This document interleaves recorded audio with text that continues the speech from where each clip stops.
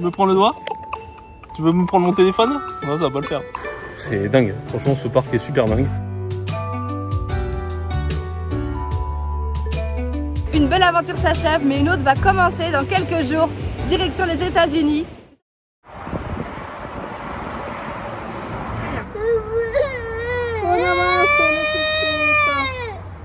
Ah putain, c'est toujours autant un plaisir. La pauvre Léna, elle a eu du mal, Léna. Parce qu'en plus, c'est deux, ils font les deux narines ici. Ah, ils font les deux narines et bien longtemps. Et la pauvre Léna, c'était difficile. Ah, ouais, bon, allez. D'habitude, en France, ils filent des mouchoirs pour pouvoir se moucher derrière, mais là on n'a pas de mouchoir, donc tant pis. Allez. C'est dur. C'est dur la vie.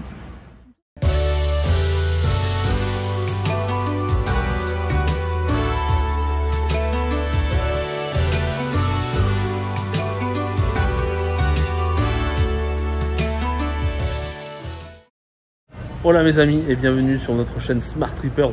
Premier vlog d'une longue série qui va se dérouler en Amérique du Nord. Dans un premier temps, on va aux États-Unis, on passe par Los Angeles et Seattle. On peut prendre l'avion. On a passé les tests antigéniques hier avec succès. Ça a été un petit peu chaud hein, pour Léna. Léna, 2 ans, on lui met un truc dans le nez, elle n'a pas trop aimé. Donc là, on va à Seattle, on va atterrir ce soir et là-bas nous attend notre futur véhicule. Je vous laisse découvrir ça dans la suite de la vidéo.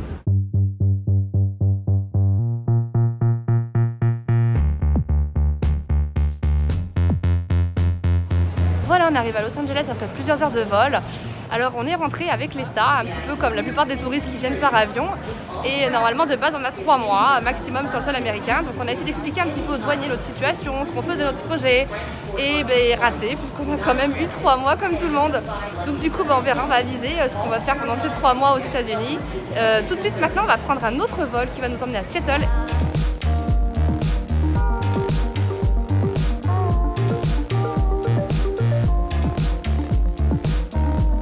C'est quoi que t'as dans la main? C'est un sac à vomi. Et oui. Léna a voulu embarquer un petit souvenir, elle a pris le sac à vomi, elle le quitte pas depuis tout à l'heure. Donc voilà.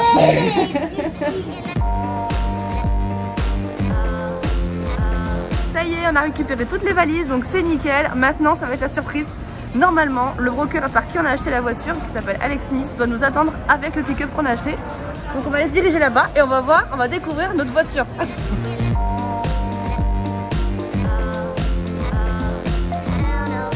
Pendant qu'on attend Alex, je vais vous expliquer vite fait. Alors voilà, on a pris un pick-up. Voilà, on a repris un pick-up plus gros que celui qu'on avait avant, bien sûr, à l'américaine, et capable de porter un petit peu plus de poids pour mettre des cellules encore plus grosses. Bien sûr, c'est pour Léna, etc. Pour plus de place, pour être un petit peu plus peinard. Et on attend Alex. Mais le trafic est assez important aujourd'hui.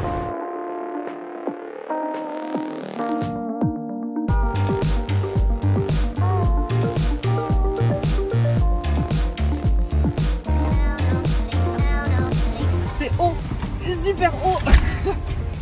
On va s'habituer. You have to speak English now, somebody. Yeah. Okay, ready? Yes, we are ready. Wow, very spacious. Yes, it's a huge truck. Mais ça y est, dans notre nouvelle voiture, ça fait tout bizarre. Elle est super grande. Bah, c'est vrai qu'à côté du Hilux, ça fait vraiment beaucoup plus grand. Vachement de place. En tout cas, bon, il fait un peu nuit, donc on verra un peu plus demain, mais. Puis elle a l'air, franchement elle sent bon, il a tout nettoyé, ça propre, c'est super bien. Bonne impression, première très bonne impression. Là on va aller à l'hôtel je crois, c'est ça? Déjà on va faire l'assurance. Ah oui c'est vrai, elle est pas assurée. Oh. Ouais. On n'a pas assuré notre voiture.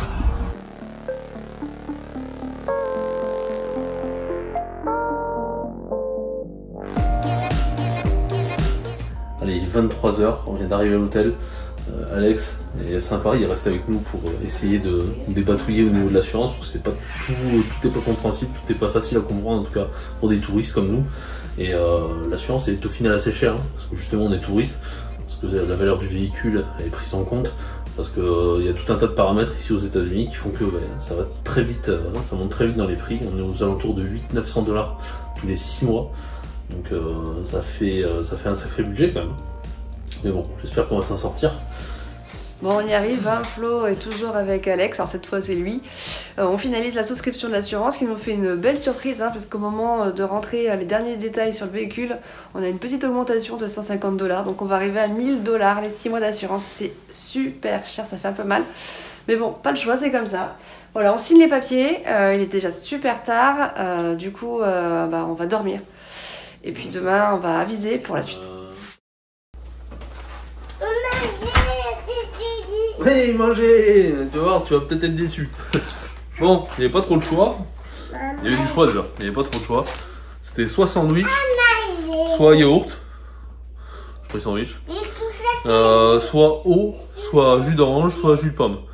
Comme en général, les jus d'orange c'est sans pulpe, donc j'ai pris jus de pomme. On va voir. Alors, donc ça c'est le jus de pomme, ok. C'est un burger? Ouais, c'est un... Non, c'est un croissant. C'est un croissant burger. Voilà, bienvenue aux États-Unis. Un genre de bar... Oui, oui, t'inquiète pas. Et une pomme. Ah, c'est tout? Et voilà. Ça, le visage. Ah, ça a bien changé. Les États-Unis ont perdu de leur grandeur hein, au niveau du... Bon, on va se régaler avec tout ça. Oui, oui. Non, on va manger là-bas, plutôt sur la table. D'accord? La voiture, elle est belle la voiture, hein? Et ouais, on a une jolie voiture, ça y est, notre pick-up, il est beau. Et il est gros, il est très gros surtout, donc c'est un Dodge Ram 2500. Il est de 2013, il est en très bon état. Et non, il est énorme comparé au Hilux. Le Hilux c'est vraiment petit à côté. Et du coup pour monter, hop, il n'y a pas de marche-pied dans celui-là, donc c'est un petit peu compliqué. Mais bon, on s'y fait, hein, faut pas être trop petit, c'est tout. Faut se serrer dans la poignée. Au volant. Voilà, donc pour info, je fais quand même 1,80 m. Et au volant, on a l'impression de conduire un camion.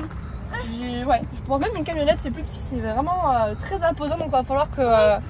Viens, allez, tu te têtes. Va falloir s'habituer. Oui, enfin la porte, mais non, mais pas il filme dehors. Il va falloir vraiment s'habituer au gabarit, hein, mais je pense qu'on va s'y faire parce que si vous avez jamais été aux États-Unis, c'est vraiment monstrueux. Alors pour info là, sur la longueur totale, par rapport à ceux qui ont vu nos vidéos en Islande, etc., ça fait 1,30 m de plus. Donc en gros, on a ça de plus. Voilà. Par rapport à Hilux, on est une vingtaine, 25 cm plus haut, je crois. Donc plus 0,75 de largeur, 0,75 m de largeur. Alors là, en fait, c'est un fauteuil. Ça fait un coudoir géant ou fauteuil. Voilà, 3 de front. Attention. Il y a de quoi mettre, hein. Ouais, tu vas dessus? Tu vas te mettre là?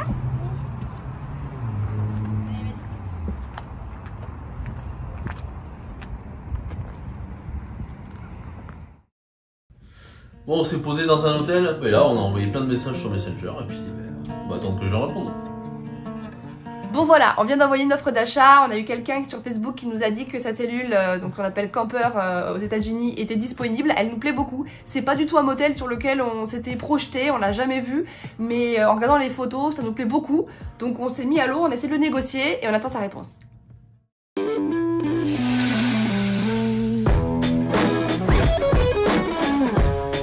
Voilà, en pli bagage et on a 2 nouvelles. Alors, la première, c'est que la personne à qui on a fait l'offre hier descend de 500 $ le prix du campeur, donc ça c'est plutôt très bien. Et comme il a mis beaucoup de temps à nous répondre, entre temps on a trouvé une autre cellule. C'est la cellule qui nous plaisait à l'origine, celle qu'on cherchait. Et là, miracle, on en trouve une. Je pense que c'est la seule dans tout l'ouest des États-Unis. Donc du coup, on va les appeler tout à l'heure. On a un rendez-vous téléphonique pour en savoir plus sur le produit. C'est une cellule qui se trouve en Californie, c'est très loin. Et si ça le fait, je pense qu'on partira dessus.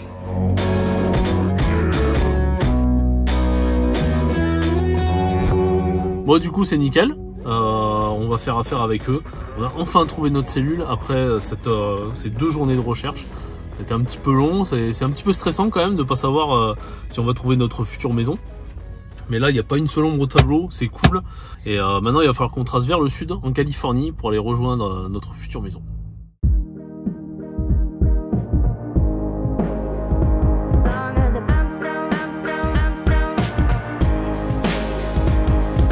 Bon, petit rebondissement dans notre affaire, ça fait 1 heure qu'on roule en direction de la Californie et d'un coup le vendeur en fait, je pense qu'il a paniqué, il veut pas qu'on fasse de virement, on a proposé de lui faire un virement, il était ok à la base et là il veut pas nous communiquer ses coordonnées bancaires, il a peur des fraudes etc. Donc le truc c'est qu'on sait pas trop comment le payer autrement, nous on peut pas faire autre chose. On est en train de discuter donc pour voir si on peut essayer de s'arranger avec lui ou si on peut aussi voir Alex Smith, peut-être qu'il peut nous passer du cash une fois qu'on retourne vers Seattle.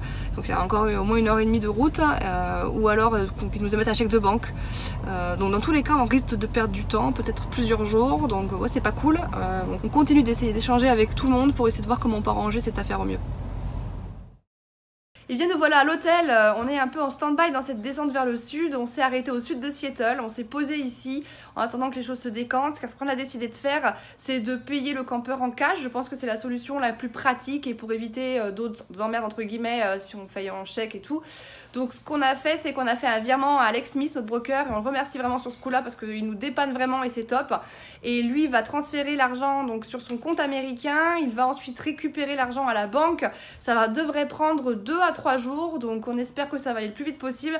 En attendant on va rester ici donc le temps que l'argent arrive à sortir du distributeur et voilà, il n'y a plus qu'à patienter parce que mine de rien ça nous coûte cher, il faut payer quand même l'hôtel en plus, et les restos puisqu'on ne peut pas trop cuisiner, on n'a pas de cuisine ici. Bon, ça va coûter tout ça, on va essayer de s'arranger avec avec le vendeur pour voir s'il peut faire un geste et puis il n'y a plus qu'à attendre. Donc on a 2 jours à passer ici, ça tombe bien, on a des choses à monter. Alors on n'a pas tout, c'est un peu pénible, on va rajouter des boudins comme on avait déjà sur le Hilux avant. Et le système américain fait qu'il faut des points d'attache à l'avant et à l'arrière pour fixer la cellule, pour maintenir la cellule bien attachée au pick-up. Donc je vais monter ça, c'est ça. Et je n'ai que l'arrière, ils n'ont pas l'avant. Au niveau des boudins, je n'ai que les boudins, je n'ai pas le compresseur. C'est un peu pénible. Donc j'espère qu'en redescendant vers la Californie, on va pouvoir trouver ça dans l'Oregon. L'Oregon, ce serait idéal parce qu'il n'y a pas de taxe. Donc là, je vais m'attaquer à monter ça. Et puis voilà, ce sera le boulot à moitié fait.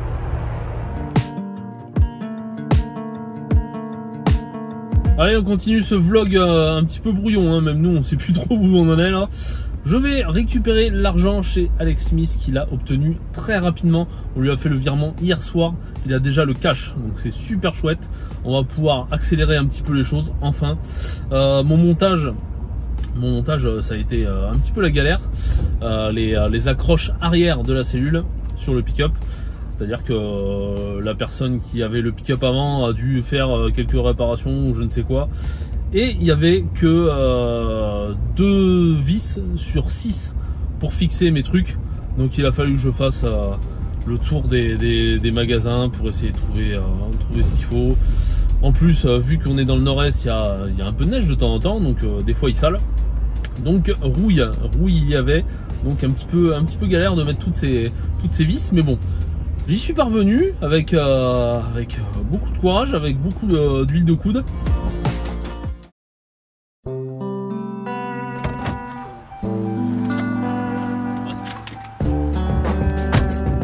Allez, c'est lourd. Une bonne chose de faite, on a les attaches de l'avant. Ça, j'en ai marre du masque. On a les attaches de l'avant. Il nous restera plus que le compresseur. Acheté sur Amazon, sur internet certainement, parce que c'est là qu'on l'a vu le moins cher. Il nous restera le câble pour relier la voiture à la cellule. Et puis je pense qu'on sera pas mal, on touchera au but. Et on va commencer à décoller, on va commencer à avancer vers le sud. On espère faire le maximum de route. Comme ça c'est fait. On y va Léna? Non. Non? Tant pis, mais on y va quand même.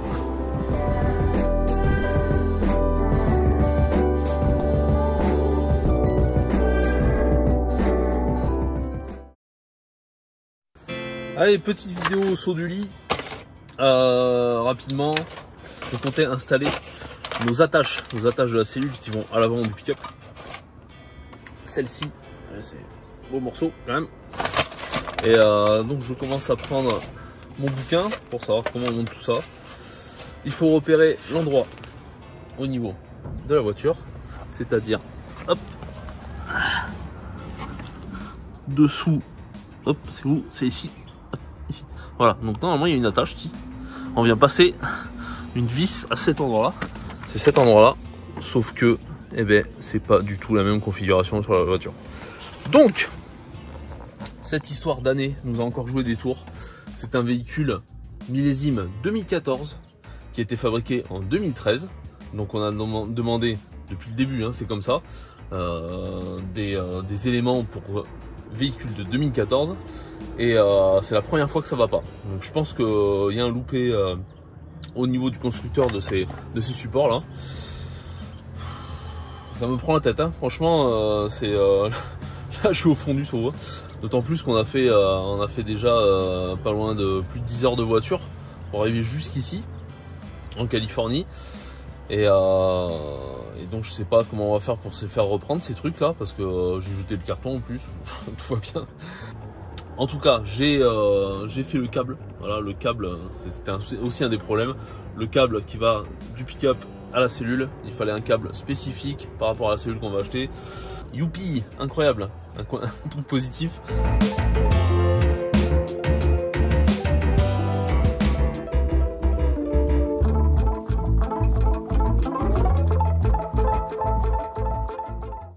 Me voilà parti dans cette nouvelle journée en direction d'un revendeur torque lift pour avoir nos fameuses attaches à l'avant pour la cellule. Donc voilà, j'espère qu'ils l'ont en stock. Et puis sinon, on essaiera d'appeler les autres qui sont un petit peu plus loin.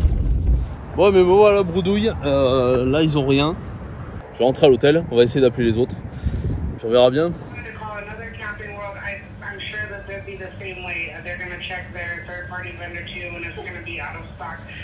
Try Freedom RV.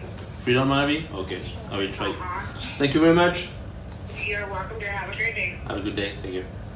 Thanks so much. S'il nous plaît, c'est l'enfer. Hein. Est-ce qu'on va trouver ce truc? On va appeler l'autre qui nous a dit. Et voilà mes amis, on a enfin trouvé un magasin qui est capable de nous l'avoir demain. C'est le meilleur compromis qu'on a réussi à avoir. Ils l'ont pas en stock, ils l'auront demain. Mais au moins c'est un point en moins, voilà. On tracera directement après chercher la cellule et à nous l'aventure. Ça fait du bien. Ça nous coûtera plus cher, ça nous coûte $100 de plus, $200 même, $100 de plus en hôtel, $100 de plus sur le produit. Mais au moins on a l'esprit un petit peu plus léger. Voilà mes amis, on est toujours à côté de Sacramento, on attend midi pour savoir si le dealer qu'on a contacté va pouvoir nous avoir les bons tie-down à l'avant, les bons supports pour la cellule. Voilà, on croise très fort les doigts pour que ça se passe enfin bien. Concernant les boudins à l'arrière, je me suis dit, est-ce que ça va pas être le même délire? Est-ce que les supports qu'il y a qui sont vraiment spécifiques au véhicule, ça va aller? Eh bien pas du tout, ça va pas. Donc alors, la chance qu'on a, c'est qu'on a acheté ça dans une chaîne de magasins, donc il y en a un petit peu sur notre parcours, donc voilà, on va pouvoir y aller.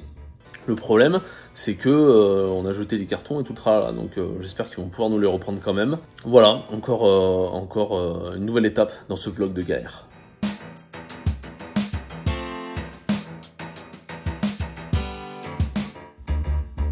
Ouais, bonne chose de faite. Maintenant, on va aller voir cette cellule.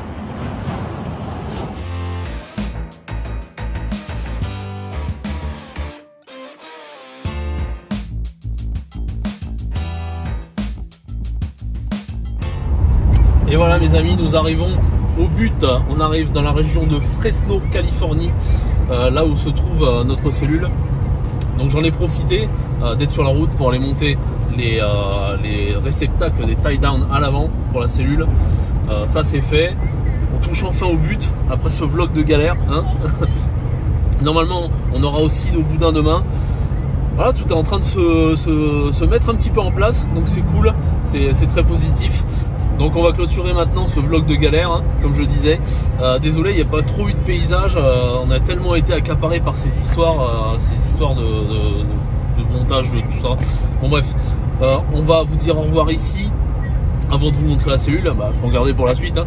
Et promis, la prochaine fois, on vous montrera un petit peu plus de nature. Si vous avez aimé cet épisode, n'hésitez pas à mettre un pouce bleu, commentez, on adore répondre à vos commentaires. Et abonnez-vous pour ne rien rater de cette suite de vlogs ici aux États-Unis. Et puis on vous dit à la semaine prochaine. Allez, ciao!